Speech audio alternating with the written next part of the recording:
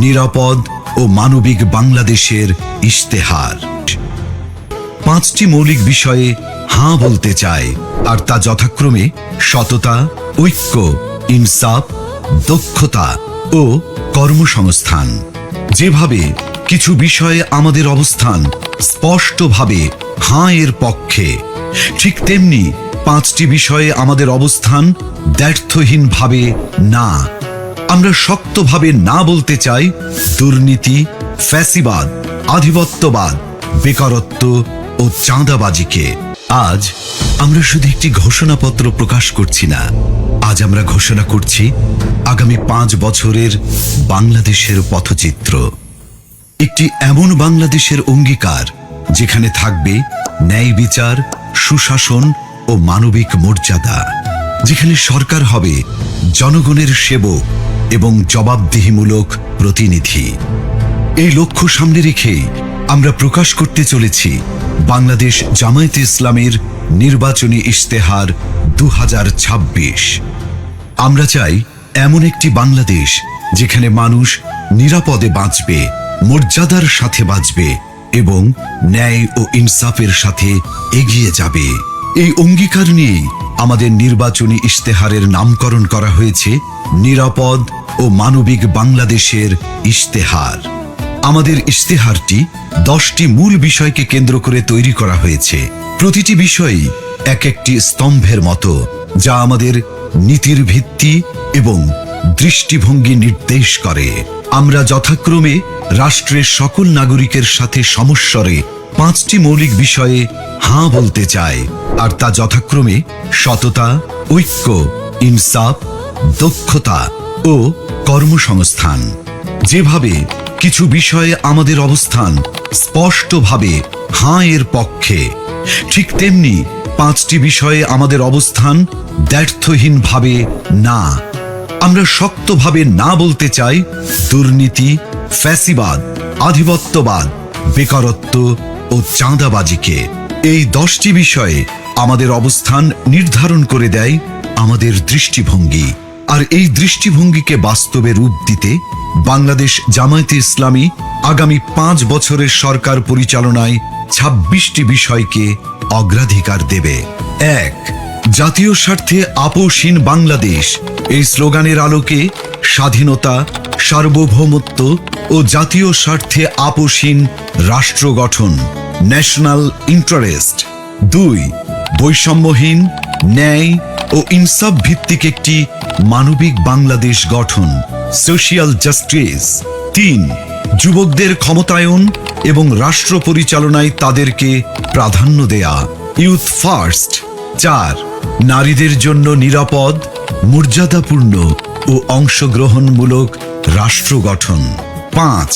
আইন শৃঙ্খলা পরিস্থিতির সার্বিক উন্নয়নের মাধ্যমে মাদক, চাঁদাবাজ ও সন্ত্রাসমুক্ত একটি নিরাপদ রাষ্ট্র বিনির্মাণ।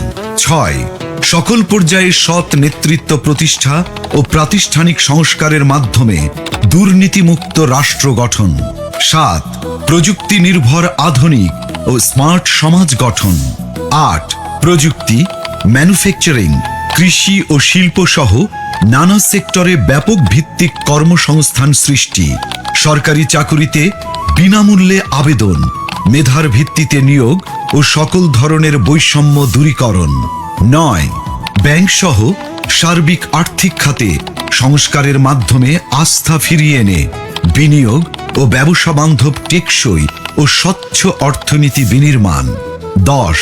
সমানুপাতিক পিআর পদ্ধতির নির্বাচন সহ সুষ্ঠু নির্বাচনী পরিবেশ তৈরি ও তত্ত্বাবধায়ক সরকার ব্যবস্থা শক্তিশালী করে সুসংহত ও কার্যকর গণতন্ত্র নিশ্চিত করা। 11. বিগত সময়ে রাষ্ট্রীয় পৃষ্ঠপোষকতায় হওয়া খুন, গুম ও বিচার বহির্ভূত হত্যাকাণ্ডের বিচার ও মৌলিক মানবাধিকার নিশ্চিত করা। 12. জুলাই বিপ্লবের ইতিহাস সংরক্ষণ, শহীদ পরিবার, আহত ও পঙ্গুত্ব বরণকারী জুলাই যোদ্ধাদের পুনর্বাসন এবং জুলাই সনদ বাস্তবায়ন করা হবে। 13. কৃষিতে প্রযুক্তির ব্যবহার ও কৃষকদের সহযোগিতা বাড়ানোর মাধ্যমে কৃষিতে বিপ্লব সৃষ্টি করা। 14. 2030 সালের মধ্যে সম্পূর্ণ ভেজালমুক্ত খাদ্য নিরাপত্তা এবং 3-0 ভীষণ পরিবেশগত অবক্ষয়ের শূন্যতা, বর্জ্যের শূন্যতা এবং বন্যা ঝুঁকির শূন্যতা বাস্তবায়নের মাধ্যমে সবুজ ও পরিচ্ছন্ন বাংলাদেশ গড়া। 15 ক্ষুদ্র ও মাঝারি শিল্পের বিকাশের পাশাপাশি ভারী শিল্প প্রতিষ্ঠা, দেশি বিদেশি বিনিয়োগ বান্ধব পরিবেশ নিশ্চিতের মাধ্যমে ব্যাপক ভিত্তিতে শিল্পায়ন ও কর্মসংস্থান তৈরি। 16 শ্রমিকদের মজুরি ও জীবনযাত্রার মান বৃদ্ধি এবং মানসম্মত কাজের পরিবেশ, বিশেষ করে নারীদের নিরাপদ কাজের পরিবেশ সৃষ্টি করা। 17 প্রবাসীদের ভোটাধিকার সহ সকল অধিকার নিশ্চিতকরণ এবং দেশ গঠনে আনুপাতিক ও বাস্তবসম্মত অংশগ্রহণ নিশ্চিত করা। 18 সংখ্যাগুরু সংখ্যালঘু, মেজরিটি মাইনরিটি নয়, বরং বাংলাদেশের নাগরিক হিসেবে সকলের নাগরিক অধিকার প্রতিষ্ঠা এবং পিছিয়ে থাকা নাগরিক ও শ্রেণীগোষ্ঠীর জন্য বিশেষ সুবিধা নিশ্চিত করা।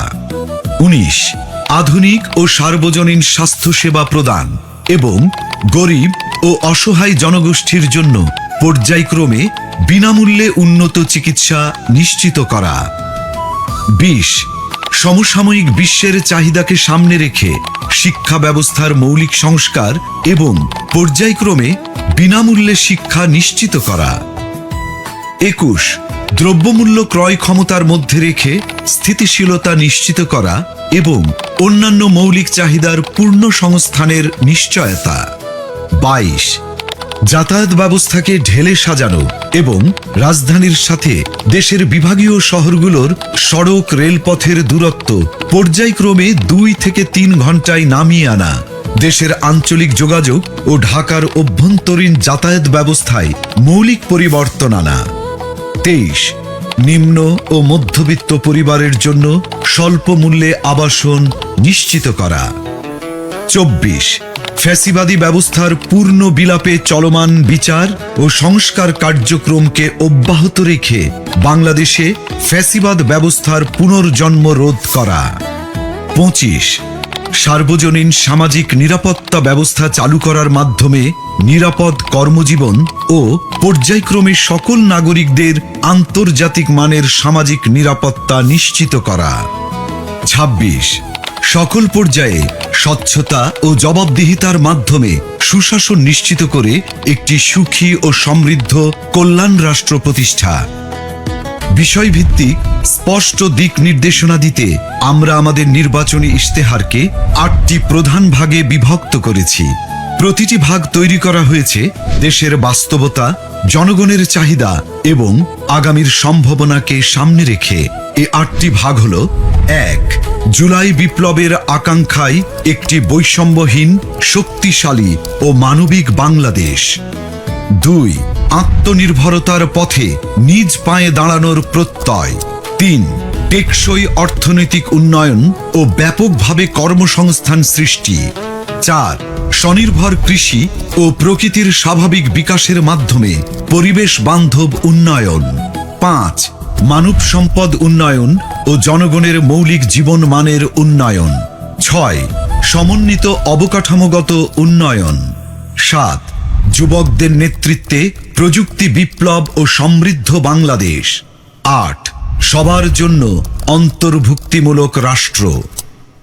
এই 8টি ভাগের মধ্য থেকেই নির্বাচিত করা হয়েছে ইশতেহারের কিছু মূল ও অগ্রাধিকারমূলক বিষয়, যা আমরা বিস্তারিতভাবে আপনাদের সামনে তুলে ধরব। যার শুরুতেই থাকবে সুশাসন ও জননিরাপত্তা এবং তা নিশ্চিতে মন্ত্রী ও এমপি সহ সকল পর্যায়ের জনপ্রতিনিধিদের ও তাদের পরিবারের সদস্যদের বার্ষিক সম্পদ বিবরণী জনসাধারণের সামনে পেশ করা হবে। সরকারি অফিসে সিসি ক্যামেরা স্থাপন এবং সব গুরুত্বপূর্ণ সরকারি নথি ও সেবাকে শতভাগ অনলাইনে রূপান্তর করা হবে। 64 জেলা শহর এবং প্রায় 500 উপজেলা ও ছোট শহরকে পরিকল্পিত শহর হিসেবে গড়ে তোলা হবে। তরুণদের দেশ পরিচালনায় অগ্রাধিকার দেওয়া হবে। নারীদের মধ্য থেকে মন্ত্রিসভায় উল্লেখ সংখ্যক প্রতিনিধি অন্তর্ভুক্ত করা হবে। ডিজিটাল পাহারাদার অ্যাপের মাধ্যমে যে কোনো অপরাধের, যেমন চাঁদাবাজি, ঘুষ নারী নির্যাতন বিরুদ্ধে তাৎক্ষণিক ডিজিটাল রিপোর্ট করা যাবে, যেখানে রিপোর্টকারীর পরিচয় গোপন রাখা হবে। সরকারের আয় ব্যয়ের সব হিসাব জনগণের সামনে উন্মুক্ত করতে আমাদের ইশতেহারে আমরা প্রস্তাব করছি আমার টাকা আমার হিসাব নামের একটি অসাধারণ ডিজিটাল প্ল্যাটফর্ম। আসুন দেখে আসি অ্যাপটি কিভাবে কাজ করবে। আপনি কি কখনো ভেবেছেন সরকার কিভাবে আয় করে? প্রতি বছর বাজেট কিভাবে তৈরি হয়, আর সেই বাজেট অনুযায়ী টাকা কোথায় কোথায় খরচ হয়? সরকারের আয় আসে আপনার দেয়া কর, বিদেশি অনুদান, ঋণ, আমাদের প্রবাসী হিরোদের পাঠানো রেমিটেন্স এবং সেবামূলক আয় থেকে। আর এই টাকা দেশের বিভিন্ন খাত ও প্রকল্পে ব্যয় করা হয়, যার সঠিক হিসাবটা জানা রাষ্ট্রের নাগরিক হিসাবে আপনার একটি অধিকার। বর্তমানে এই হিসাব জানার প্রক্রিয়া অনেক জটিল ও কঠিন, কিন্তু কেন বারবার আপনাকে এই বিষয়ে অন্ধকারে রাখা হয়? কারণ এই জটিলতাই দুর্নীতিবাজদের জন্য একটি নিরাপদ আশ্রয় তৈরি করে, আর অপরাধীরা থেকে যায় লোকচক্ষুর অন্তরালে। এবার সেই সমস্যার সমাধান হবে আমার টাকা আমার হিসাব নামের একটি অসাধারণ ডিজিটাল উদ্যোগের মাধ্যমে। এই প্ল্যাটফর্ম ব্যবহার করে আপনি সরকারের বার্ষিক আয় ব্যয়ের পুরো হিসাব দেখতে পারবেন, জানতে পারবেন সরকার কত টাকা কর পেয়েছে, বিদেশ থেকে কত অনুদান এসেছে, কত ঋণ এসেছে, কত টাকা এসেছে সেবামূলক আয় থেকে, এবং মোট কত টাকা রেমিটেন্স দেশের অর্থনীতিতে যোগ হয়েছে। জানা যাবে সেই আয়ের টাকা কোন খাতে কোথায় কত খরচ হয়েছে এবং হচ্ছে। এমনকি নির্দিষ্ট এলাকা অর্থাৎ জেলা, উপজেলা বা থানা পর্যায়েও আয় ব্যয়ের হিসাব জানতে পারবেন। নির্দিষ্টভাবে কোন প্রকল্পে কত টাকা খরচ করা হয়েছে তাও জানা যাবে এই প্ল্যাটফর্ম ব্যবহার করে। এই প্ল্যাটফর্মের মাধ্যমে ব্যয়ের কোনো অসঙ্গতি চোখে পড়লে আপনি প্রশ্ন করতে পারবেন, প্রয়োজনে অভিযোগও জানাতে পারবেন। এভাবেই আমরা সবাই নিজ নিজ জায়গা থেকে দেশের আয় ব্যয়ের প্রতি সচেতন হব, দেশের আর জনগণের কাছে সরকারের স্বচ্ছতা ও জবাবদিহিতা নিশ্চিত করতে পারব। এই সুন্দর উদ্যোগটি সত্যি করতে প্রয়োজন আপনার একটি মূল্যবান ভোট। আগামী নির্বাচনে দাড়িপাল্লার পক্ষে দেয়া আপনার ভোটেই তৈরি হবে একটি দুর্নীতিমুক্ত সততার বাংলাদেশ।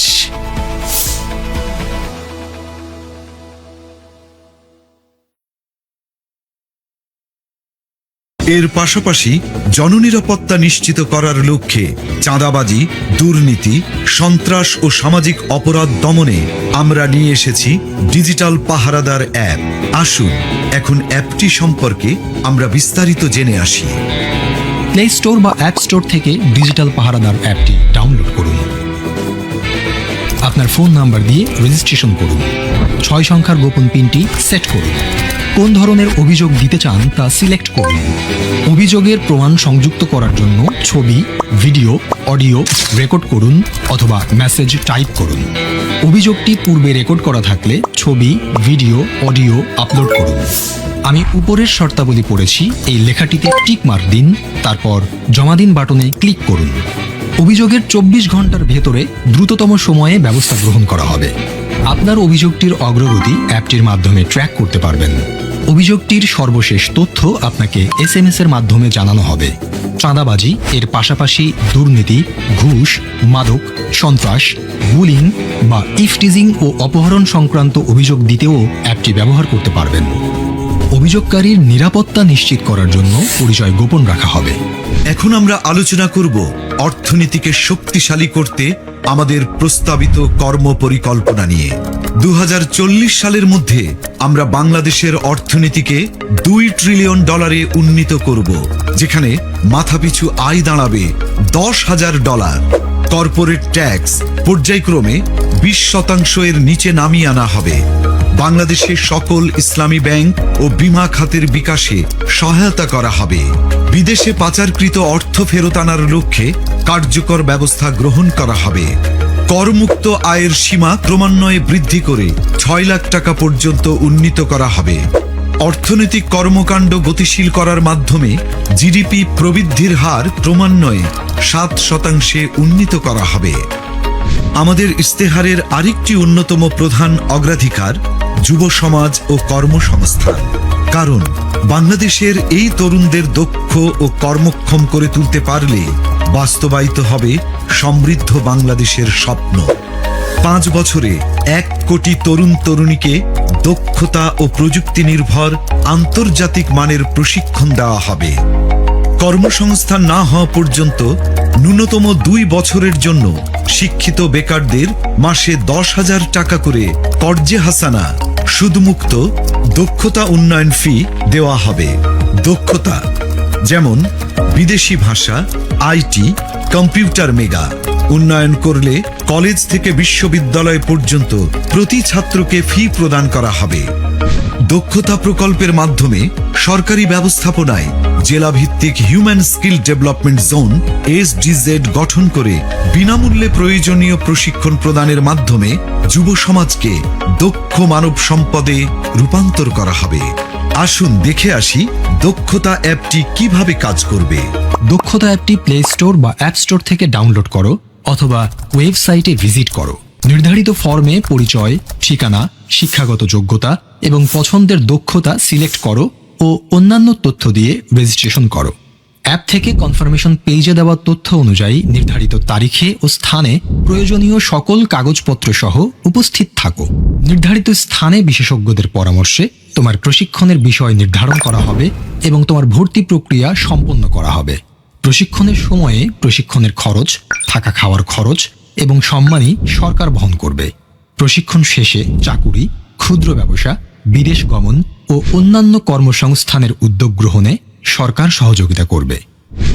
দক্ষতা অ্যাপের মাধ্যমে তুমি শিখবে এবং শিখতে শিখতেই শুরু হবে তোমার কর্মজীবন। বাংলাদেশ জামায়াতে ইসলামী বিশ্বাস করে নারীর সম্মান ও নিরাপত্তা সমাজের নৈতিক ও সামাজিক উন্নয়নের মূল ভিত্তি। তাই সুষ্ঠু কর্মপরিকল্পনার মাধ্যমে আমরা তাদের সুরক্ষা, মর্যাদা ও সমান সুযোগ নিশ্চিত করতে চাই। নারীর সম্মতি অধিকার রক্ষায় সম্মতি সুরক্ষা কমিটি গঠন করা হবে। নির্যাতিত নারীর সকল প্রকার আইনি, মানসিক, আর্থিক সহায়তার জন্য প্রতিটি জেলা সদর হাসপাতালে ওয়ান স্টপ ক্রাইসিস সেন্টার স্থাপন করা হবে। কর্মক্ষেত্রে ডে কেয়ার সেন্টার উল্লেখযোগ্য পরিমাণে বাড়ানো হবে। নারী চলবে নির্ভয়ে লক্ষ্য বাস্তবায়নে 1. নারীদের জন্য আলাদা বাস সার্ভিস পিক আওয়ারে। 2. গণপরিবহনে সিসি ক্যামেরা স্থাপন। 3. মেট্রো রেলে আলাদা কম্পার্টমেন্ট চালু। 4. ইমার্জেন্সি কল নম্বর চালু করা ও 5. নারীর নিরাপত্তায় ইমার্জেন্সি সেল স্থাপন সহ আরও অনেক কিছু। আমার আয়ের সংসার প্রকল্পের মাধ্যমে গ্রামীণ নারীদের কর্মসংস্থানের সুযোগ সৃষ্টি করে স্বাবলম্বী করা হবে। এবার আমরা জানাবো আমাদের আয়ের সংসার প্রকল্পের মাধ্যমে কিভাবে নারীদের স্বাবলম্বী ও উৎপাদনশীল করা হবে। বাংলাদেশের গ্রাম কেবল প্রাকৃতিক সৌন্দর্য, দেশীয় সংস্কৃতি বা আবেগের কেন্দ্রবিন্দু নয়, বরং এটি আমাদের জাতীয় অর্থনীতির অন্যতম প্রধান চালিকা শক্তি। 2022 সালের আদমশুমারি অনুযায়ী বাংলাদেশে 5.5 কোটিরও বেশি নারী গ্রামীণ জীবনযাপন করেন। গ্রাম বাংলার এই বিশাল নারী জনগোষ্ঠী একটি নীরব শক্তি। একবার ভেবে দেখুন তো, যদি তারা নিজেরাই কর্মক্ষম ও উৎপাদনশীল হতো, নিজের আয়ের পথ নিজেই তৈরি করতে পারত, তাহলে এদেশের ভবিষ্যৎ কতটা বদলে যেত। এই অপার সম্ভাবনাকে সত্যি করতেই বাংলাদেশ জামাতে ইসলামী পরিকল্পনা করেছে আমার আয়ের সংসার নামের একটি প্রকল্প। এই প্রকল্পের অধীনে গ্রামীণ নারীদের স্বাবলম্বী করে গড়ে তোলা হবে এবং সম্মানজনক জীবনযাপনে উদ্বুদ্ধ করা হবে। এই প্রকল্পের আওতায় একজন নারীকে আমরা কোনো ভাতা প্রদান করব না, বরং তার দক্ষতা ও পছন্দের উপর ভিত্তি করে প্রস্তুত করব সম্মানজনক কর্মক্ষেত্র।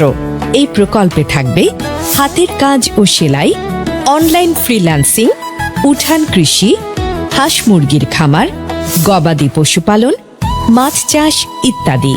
এই প্রকল্পের মাধ্যমে আমরা একজন নারীকে প্রয়োজনীয় কারিগরি প্রশিক্ষণ দেব এবং ব্যবসা শুরুর সকল উপকরণ তুলে দেব তার হাতে। সেই সাথে বছর জুড়ে প্রকল্প পর্যবেক্ষণে নিশ্চিত করব যেন নারীর স্বাবলম্বী হবার এ যাত্রায় কোনো প্রতিবন্ধকতাই বাধা হয়ে দাঁড়াতে না পারে। এই প্রকল্প দেশের সামষ্টিক অর্থনীতিতে একটি শক্তিশালী অনুঘটক হিসেবে কাজ করবে, যা দীর্ঘমেয়াদী টেকসই উন্নয়নের পথ প্রশস্ত করবে। রাসূলুল্লাহ সাল্লাল্লাহু আলাইহি ওয়াসাল্লাম বলেছেন, উপরের হাত নিচের হাতের চেয়ে উত্তম। অর্থাৎ হাত না পেতে নিজে উপার্জন করে অন্যকে সাহায্য করার প্রতি তিনি আমাদের উৎসাহিত করেছেন। এই আদর্শকে বুকে ধারণ করেই বাংলাদেশ জামাত-ই ইসলামী এদেশের গ্রামীণ নারীদের জন্য আমার আয়ের সংসার প্রকল্পটির পরিকল্পনা গ্রহণ করেছে। আর এই সুন্দর উদ্যোগটি সত্যি করতে প্রয়োজন আপনার একটি মূল্যবান ভোট। আগামী নির্বাচনে দাঁড়িপাল্লার পক্ষে দেয়া আপনার ভোটেই তৈরি হবে একটি উৎপাদনশীল এবং সমৃদ্ধ বাংলাদেশ। চলো একসাথে গড়ি বাংলাদেশ। এখন আমরা স্বাস্থ্য ও পরিবার কল্যাণ বিষয়ে বাংলাদেশ জামায়াতে ইসলামের কর্ম পরিকল্পনা সম্পর্কে জানব। 5 বছরের নিচে ও 60 বছরের উপরে সবাইকে বিনামূল্যে স্বাস্থ্য সেবা দেওয়া হবে। স্বাস্থ্য খাতে বাজেট পর্যায়ক্রমে 3 গুণ করা হবে। সবার জন্য স্বাস্থ্য সেবা নিশ্চিত করতে পর্যায়ক্রমে জাতীয় স্বাস্থ্য বীমা, ন্যাশনাল হেলথ ইন্স্যুরেন্স এবং ডিজিটাল হেলথ কার্ড চালু করা হবে। প্রথম 6 মাস থেকে 1 বছরের মধ্যে বর্তমান সরকারি হাসপাতালের স্বাস্থ্যসেবা যোগ্যতা শতভাগে উন্নীত করা হবে। 300টি অত্যাবশ্যকীয় ঔষধ EML নিয়ন্ত্রিত এবং ন্যায্য মূল্যে প্রদান করা হবে। ধাপে ধাপে 500টিতে উন্নীত করা হবে। বাংলাদেশে একাধিক আন্তর্জাতিক মানের মডেল হাসপাতাল চালু করে মেডিকেল ট্যুরিজমকে ব্র্যান্ডিং করা হবে। উল্লেখিত বিষয়গুলো সহ আমাদের সার্বিক কর্মপরিকল্পনা সম্পর্কে সকলকে বিস্তারিতভাবে জানাতে ও আমাদের ইস্তেহারকে জনগণের হাতে হাতে পৌঁছে দিতে আমরা তৈরি করেছি চলো একসাথে গড়ি বাংলাদেশ ওয়েবসাইট, যেখানে আমাদের সকল অঙ্গীকার ও পরিকল্পনা উপস্থাপন করা হয়েছে। আগামী নির্বাচনে দাঁড়িপাল্লার পক্ষে দেওয়া আপনার মূল্যবান ভোটেই তৈরি হবে একটি নতুন বাংলাদেশ। চলো একসাথে গড়ি নিরাপদ ও মানবিক বাংলাদেশ।